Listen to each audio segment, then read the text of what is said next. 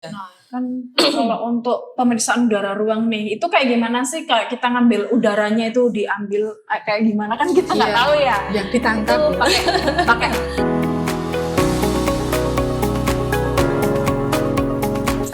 Assalamualaikum warahmatullahi wabarakatuh. Shalom, Om Swastiastu, Namo Buddhaya, Salam Kebajikan, Rahayu. Hai semuanya, berjumpa lagi dengan saya Rian Selvia di Lakomo Bicara. Ada apa aja sih di Lakomo Bicara pada episode hari ini?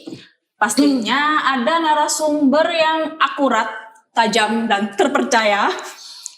Yang ya nggak harus dipercaya sih. Nah, ini itu merupakan Sesosok yang sudah lama lah di Labkes Kota Mojokerto ini ya. Beliau merupakan PJ Mikrobiologi. Beliau bernama Ibu Rita. Nah, Bu Rita monggo diperkenalkan untuk kawan Lakomo biar kawan Lakomo ini bisa mengenal Ibu Rita nih. Iya. Terima kasih Mbak Rian Selvia.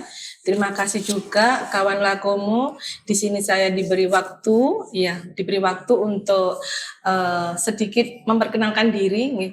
Saya Ibu Rita Yuliati. Saya di sini diberi amanah untuk selaku PJ dari mikrobiologi. Mungkin itu aja. Bisa dijelaskan sih, Bu Rita, untuk mikrobiologi itu apa sih sebenarnya? Kok ngapain ada mikrobiologi di Labkes ini? Terima kasih. Pertanyaan yang sangat bagus sekali ya.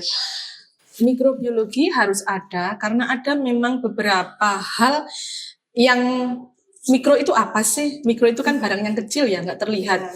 Biologi berarti segala sesuatu yang terkait dengan lingkungan dan makhluk hidup juga. Seperti kayak mikroorganisme. Itu kan hal yang kecil yang kasat mata. Kalau bisa dibilang itu barang goib beneran. Iya, barang goib. Ya? Kita nggak bisa loh lihat mikroorganisme dengan mata telanjang. Jadi harus kita dengan ada beberapa indikator yang kita gunakan sebagai acuan. Jadi makanya mikrobiologi ini adalah salah satu penunjang dari layanan kesehatan yang harus ada dan bisa digunakan sebagai indikator juga untuk meningkatkan dari pelayanan kesehatan, terutama di Laboratorium Kesehatan Kota Mojokerto.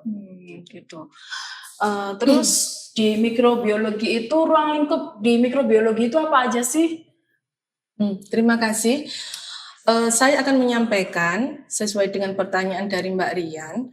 Untuk mikrobiologi, terutama yang ada di Laboratorium Kesehatan Kota Mojokerto ini, itu ada beberapa yang bisa saya sampaikan sesuai dengan apa yang ada di lab. Itu salah satunya ada pemeriksaan mengenai air. Mikrobiologi air di sini meliputi mikrobiologi air bersih, air minum, kemudian air limbah, ada lagi air kolam renang, air pemandian umum, air sungai. Air sungai itu bisa juga dikatakan air badan air juga seperti itu. Terus lagi ada pemeriksaan mikro makanan minuman. Kemudian ada lagi mikro mengenai swab. Nah, mikro swab itu ada, benar namanya itu hanya mikro swab, tapi di dalamnya ada banyak parameter di situ, yaitu swab alat makan minum, kemudian alkes itu alat-alat kesehatan, kemudian ada swab lantai dinding, ini terutama untuk di pelayanan kesehatan, semisal di rumah sakit, itu sangat-sangat dibutuhkan.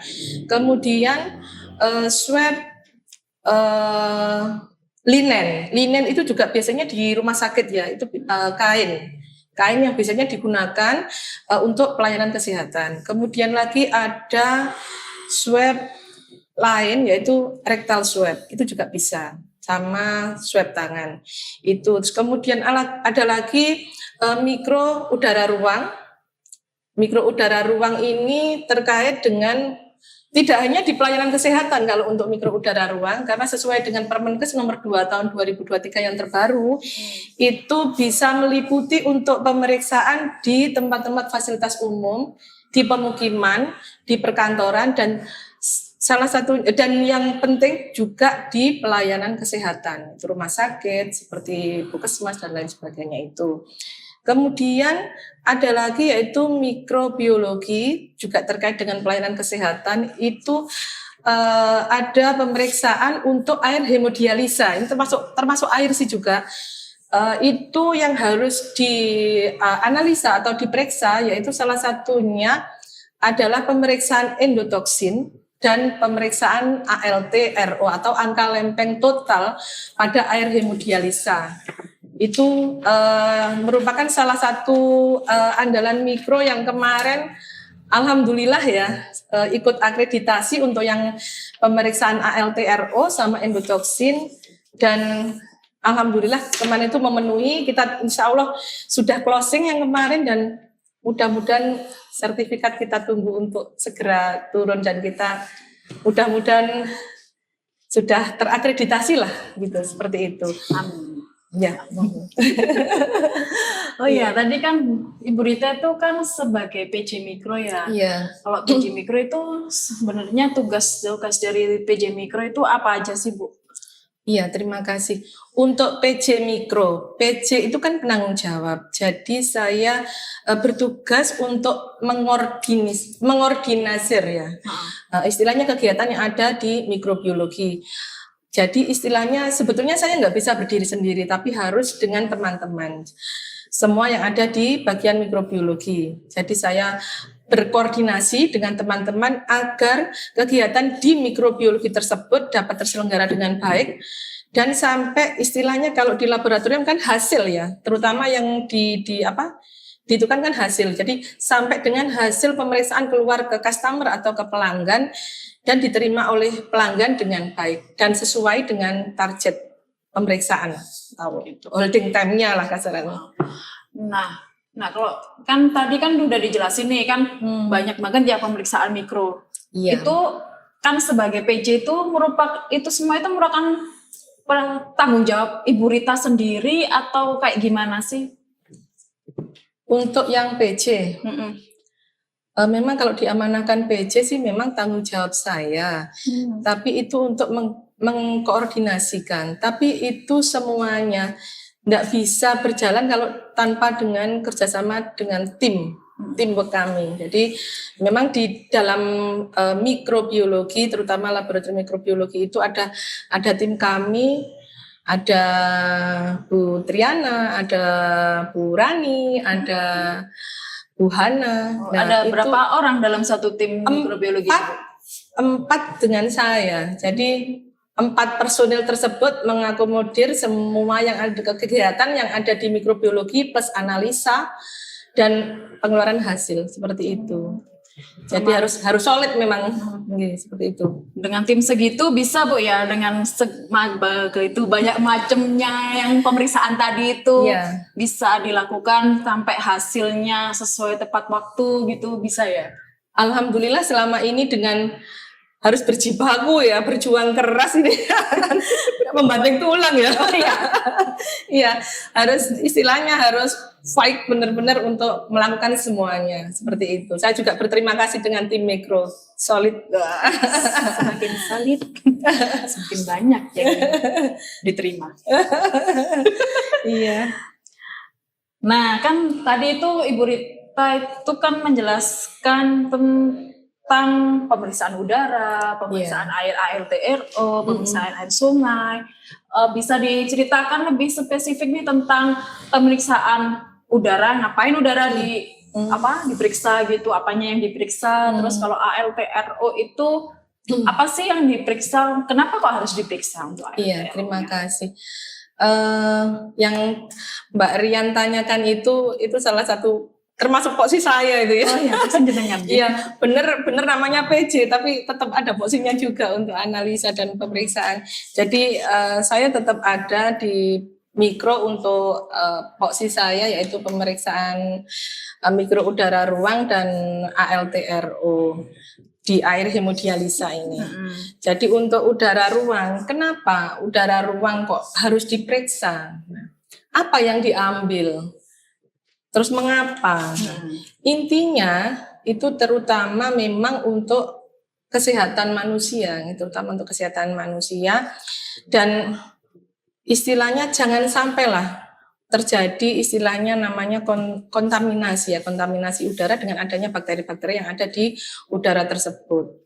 Jadi pemeriksaan udara itu intinya yaitu untuk memperoleh bakteri yang ada di ruangan, terutama ini untuk udara ruang ya, untuk udara ruang. Jadi memperoleh angka kuman atau angka bakteri yang ada di dalam ruang tersebut. Berapa jumlahnya, dan itu pun ada baku mutunya.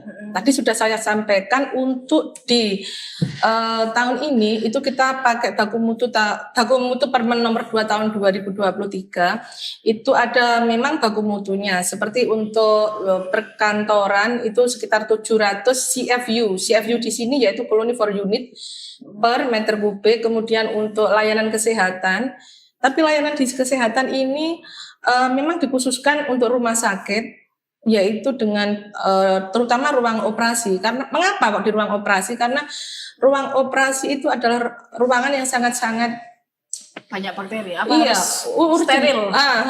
Sangat-sangat apa ya? Kontaminasinya itu tinggi.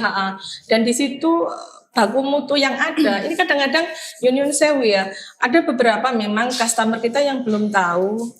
Ini sharing aja, saya nggak menggurui boten, tapi sharing saja bahwa di rumah sakit terutama itu memang baku mutu persyaratannya untuk ruang operasi itu ada 3, yaitu di ruang operasi untuk inactivity. Inactivity ini adalah ruang operasi pada saat memang ada pelaksanaan kegiatan operasi. Kemudian yang kedua itu adalah ruang OK kosong, di mana ruang OK kosong ini memang belum ada kegiatan, tapi sudah ready untuk digunakan. Kemudian yang satu lagi adalah ruang OK ultra clean, di mana ruang OK ultra clean, ruang OK di sini ruang operasi ya. Yeah. Ultra clean itu adalah ruang yang sudah sangat-sangat steril dan itu yang kita periksa. Jadi ada baku mutu tersendiri. Kalau yang inactivity 180 CFU per meter kubik, kemudian untuk yang ruang OK kosong 35 CFU per meter kubik, sedangkan ruang steril itu cuma 10 CFU per meter kubik. Dan untuk mencapai, terutama yang ruang ultra clean dengan 10 CFU per meter kubik ini, pihak rumah sakit harus sangat-sangat memperhatikan higien sanitasi dari ruangan tersebut. Nah, karena apa? Memang ruangan operasi itu tadi, itu salah satu ruangan yang sangat-sangat rawan untuk kontaminasi. Ya. Nah, kan kalau untuk pemeriksaan udara ruang nih, itu kayak gimana sih? Kayak kita ngambil udaranya itu diambil kayak gimana kan kita nggak tahu ya. Ya ditangkap itu ya. pakai alat apa atau pakai apa gitu. Ini saya bicara udara ruang dulu ya, karena tadi kan ada 2 ya, kalau total juga. Kalau untuk udara ruang memang namanya barang gaib ya, otomatis kita harus bagaimana sih caranya untuk ngambil itu bakterinya. Jadi memang kita ada alat, di kita ada 3 unit alat yang namanya mikrobiologi air sampler. Di kita ada 3 alat, mungkin saya bisa menunjukkan ya alatnya ya. Biar kawan-kawan Lokom ini tahu. Siap. Ini tadi kok pas saya ya. Ini tadi itu sobat Lakomo ya. Ini tadi pas kok saya pas bawa gitu ya. Ini salah satu dari ini ya. Oh ya. Taruh sini. Bisa. Ini salah satu dari alat kami yang digunakan untuk istilahnya menyedot atau menangkap bakteri yang di dalamnya nanti ada media yang kita gunakan. Jadi ada di dalamnya ini bisa dibuka ya. Nah, seperti ini. Kan kayak rantang. Iya, kayak rantang sih ya. Rantang soto mungkin ya, tapi bukan. Jadi ini headnya, ini ada seperti lubang-lubang ini yang digunakan untuk menyedot udara masuk di dalam. Nanti di sini ada media tersebut, media yang sudah siap digunakan, dan di dalamnya ini nanti ada media di dalam petri itu steril ya. Kalau mikrobiologi semuanya harus steril. Dan ini alatnya bisa kita setting untuk berapa yang kita ambil di udara tersebut dengan satuan liter biasanya sih ya. Untuk petrinya itu di dalam petrinya itu ada apanya biar bisa menangkap bakteri? Kita ada media, macam-macam sih media tergantung dari customer permintaannya apa sih ya. Kalau misalkan yang mau diminta itu bakteri, biasanya kita bisa pakai media PCA ya, plate count agar, bisa juga pakai blood agar, atau juga nanti kalau misalkan yang dibutuhkan adalah untuk jamur, itu kita pakai potato dextrose agar atau saborot bisa. Oh, jadi untuk isi dari Petri itu beda-beda ya, tergantung Beda-beda. dengan mau apa yang diperiksakan Iya, gitu. Ya. Kalau untuk kayak peruangan itu kalau pengambilannya itu sama apa beda untuk cara penanganannya gitu. Sebetulnya untuk cara pengambilannya, tekniknya sama. Ini kan ada ya istilahnya untuk teknik pengambilannya sama. Cuma biasanya idealnya itu memang dari alat itu ngambilnya itu 1000 liter lah, 1000 liter udara. Tetapi kita harus lihat-lihat dulu lah. Itu kondisi ya, istilahnya kondisional. Memang lebih baiknya 1000 karena hitungannya lebih mudah untuk perhitungan angkanya. Tetapi kita harus lihat dulu kalau ruangan tersebut itu kok dilihat itu kurang bersih ya, tanda kutip kotor lah. Iya. Kita nggak mungkin ngambil 1000 karena apa? Nanti di dalam Petri tersebut akan tertumpuk. Jadi istilahnya koloni yang didapat kalau ngambilnya banyak itu otomatis koloni yang didapatkan banyak, tertumpuk dan akhirnya nanti kita jadinya TBUD Mbak. Tidak bisa untuk dihitung. Atau ada lagi singkat lain. Singkatannya mungkin tidak mau untuk menghitung. TMUM ya, tidak mau untuk menghitung. Udah terlalu itu. banyak dan iya. pusing lihat katanya. Iya, sudah TBUD dan TMUM itu tadi ya, seperti itu. Oh, jadi Disesuaikan ya untuk pengambilan udara. Siap, iya. Dan itu nanti ringnya ada, sesuaikan dengan alat. Jadi 200, 500, 1000 seperti itu. Untuk. Nah, kalau untuk ALTRO sendiri nih bisa jenengan jelaskan untuk itu ALTRO itu apa? Itu air apa gitu. Jadi gini, ALTRO ini yang kita istilahnya yang kita laksanakan di lab ya, itu memang ALTRO khususnya untuk air ya, ALTRO air hemodialisa.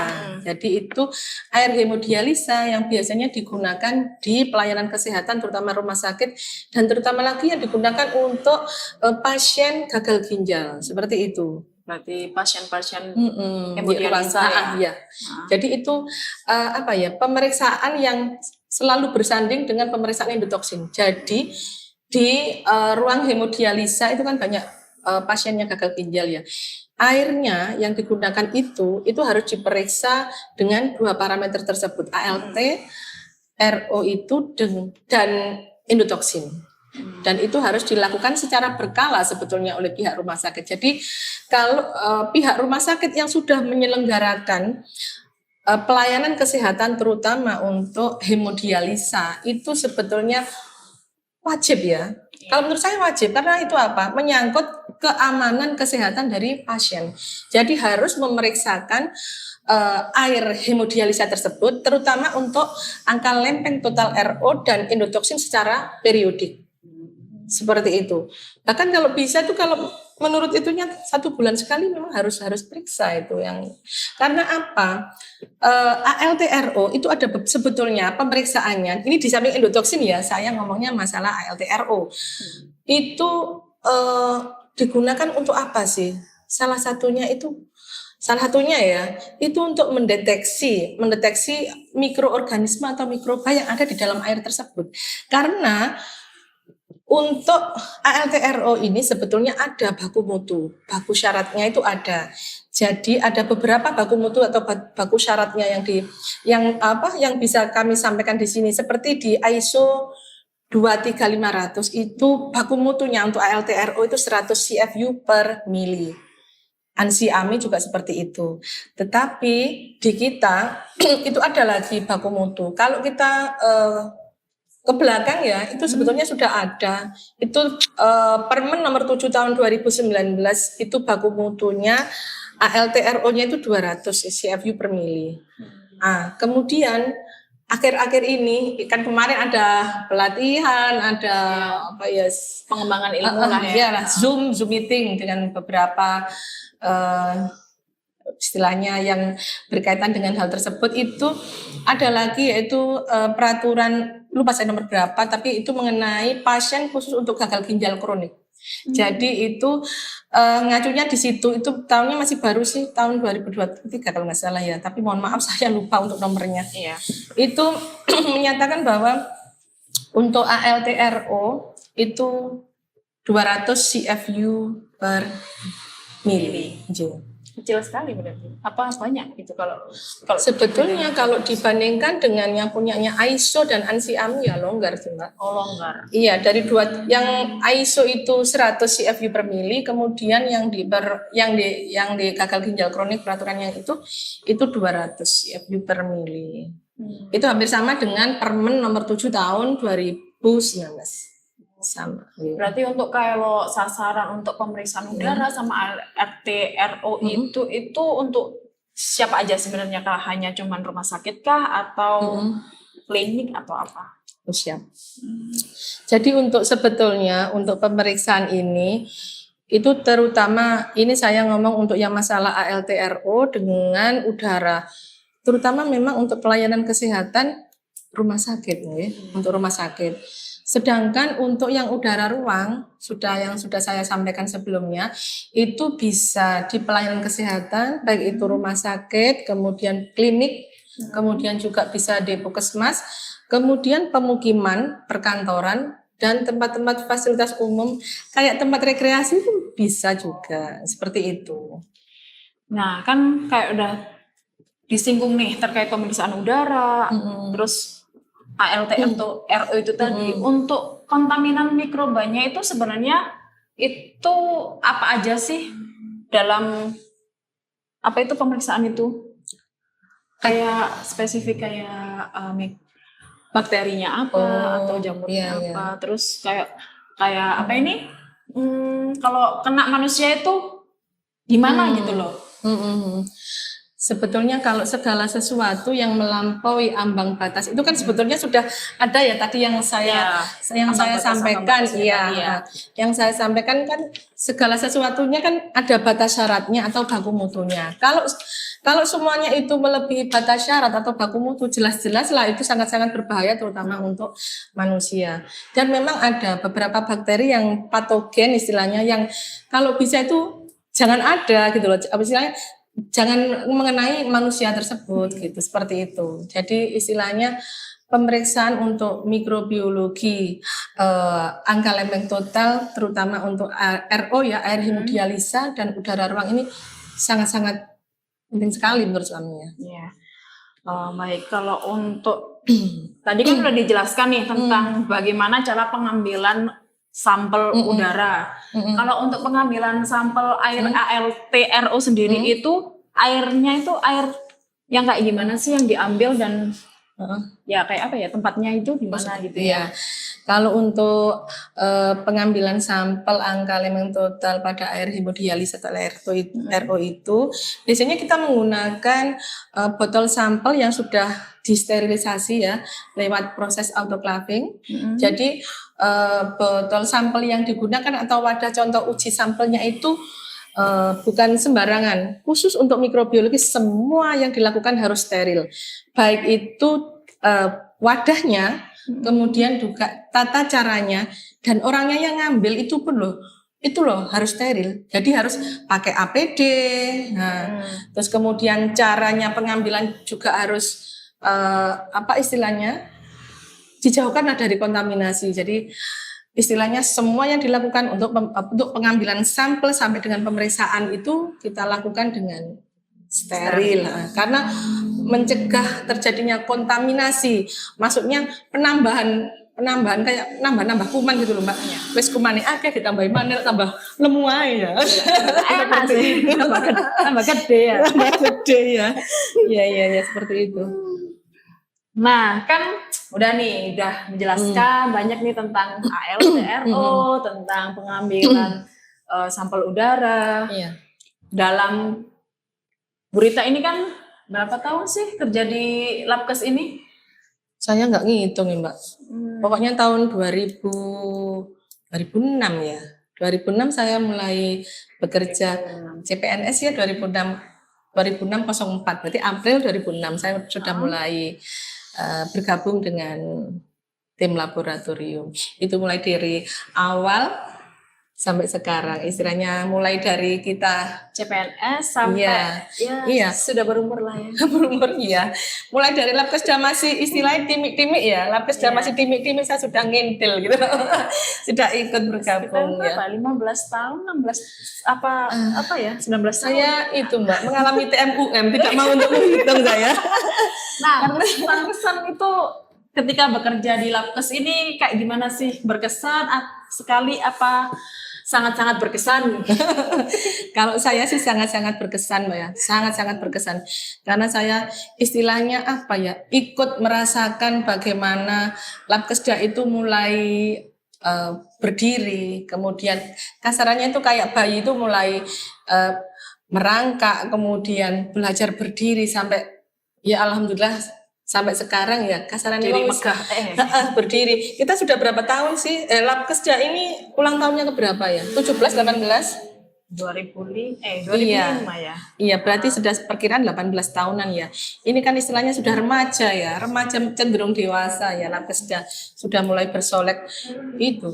18 tahun kan? Ya, 18 tahun berarti istilahnya sampai mulai dari merangkak sampai sekarang sudah bersolek, pandai bersolek ya, seperti itulah. Sudah remaja nih. Iya, sudah remaja dan sangat berkesan sekali.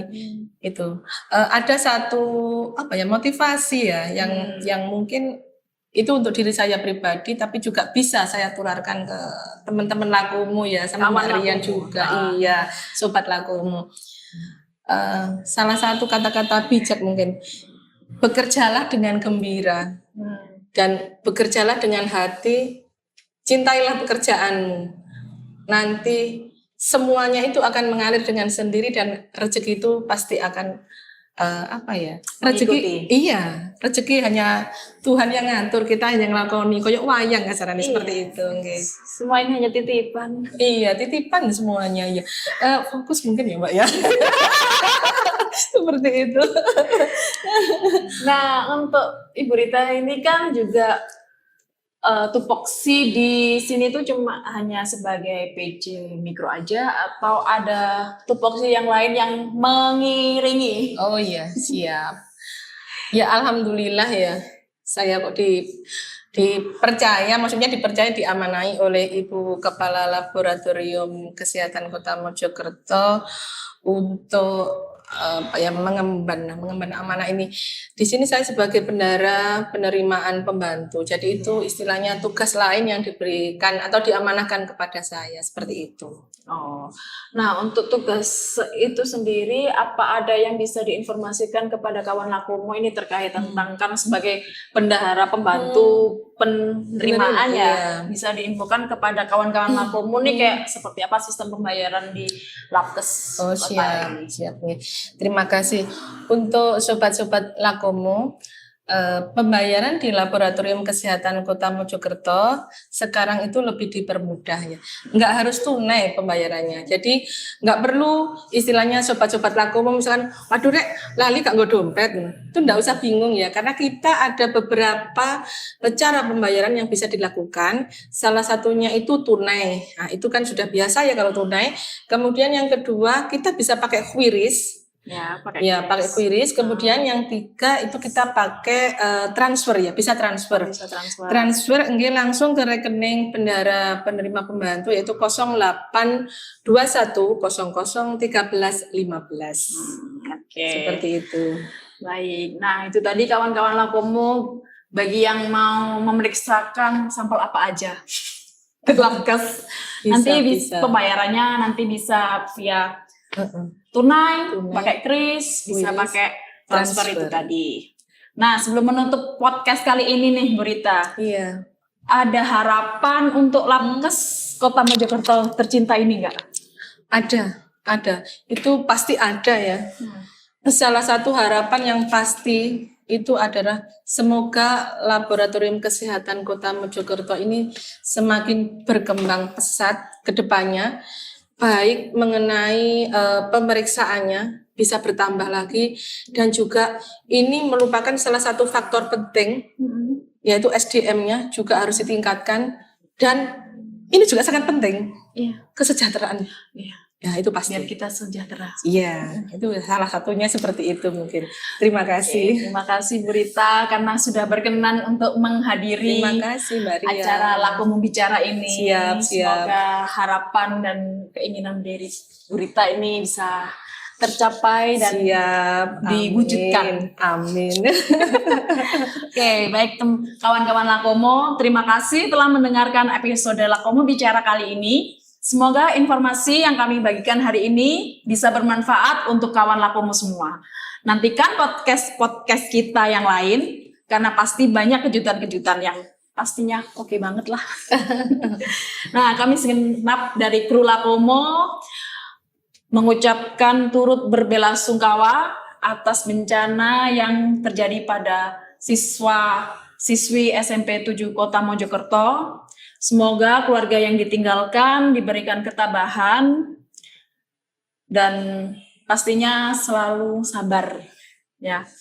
Sampai jumpa di episode berikutnya di acara Laku Membicara berikutnya nanti, dan salam sehat. Assalamualaikum warahmatullahi wabarakatuh. Bye bye.